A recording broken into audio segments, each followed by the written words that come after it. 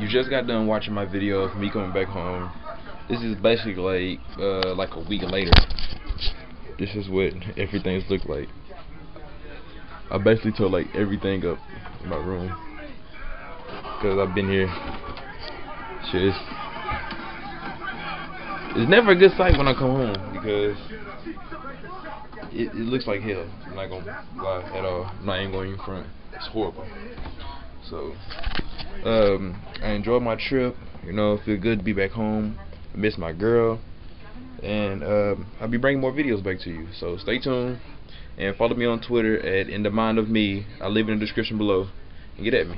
Oh yeah, quick side note. The reason why I wasn't saying nothing when I was on the airplane because the white dude was sitting there beside me.